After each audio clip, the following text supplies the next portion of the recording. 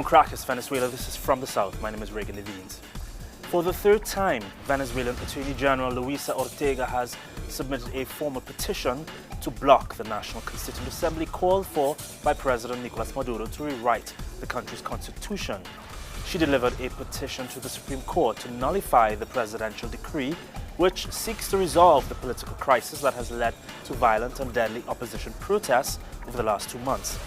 Ortega is arguing that a national referendum must be held before the Constituent Assembly can be moved forward. Meanwhile, President Maduro has launched the first phase of a new initiative designed to place considerable focus on beneficiaries of social programs. The We Are Venezuela movement, as it's called, will be headed by Constituent Assembly President Elias Zhao for 1 month from June 15th. The program will place teams of volunteers on the streets 24 hours a day to address the needs of citizens. Those needs vary from food and access to medicine to transportation and security. And Venezuela will hold its regional elections on December 10th. That's according to the National Electoral Council. President of the CNE, Tibisay Lucena, says registration of candidates' applications will be held from the 8th to the 12th of August and election campaigning from November 15th to December 7th. Pensioners and students have been protesting outside government buildings in Uruguay.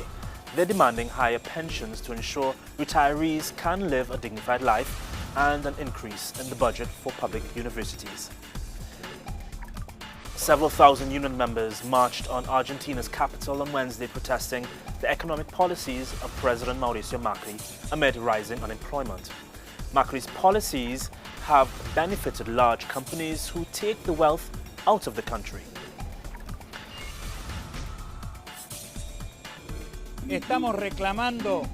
We are protesting so that the government stops applying economic and social policies that harm the working people. There is a group of large transnational companies that take all of the wealth out of the country by the load, benefiting from the government's policies which harm the workers. Poverty and unemployment have risen. It has become more serious in the last year and a half since the policy was applied. Russian President Vladimir Putin says former FBI Director James Comey gave no proof that Russia meddled in the US election.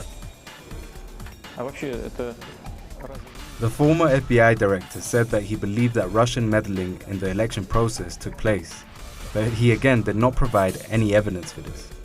But, as he said, there was influence over their minds and over how they should act.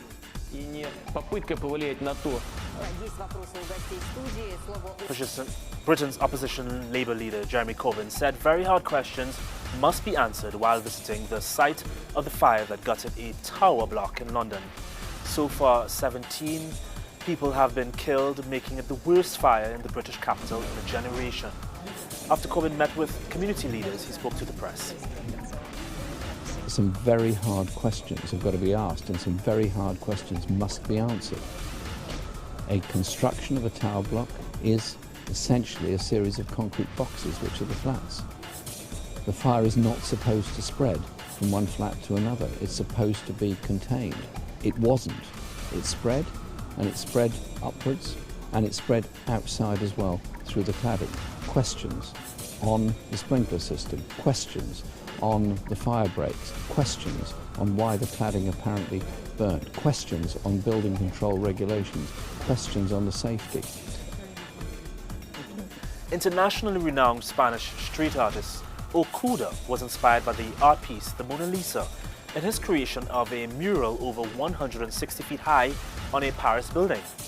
The artist said he envisaged a Mona Lisa of the world instead of the Florentine woman thought to be the subject of Leonardo da Vinci's masterpiece. There is more on these and other stories on our website, telesurtv.net/English. For Telesur English, I'm Reagan Levines.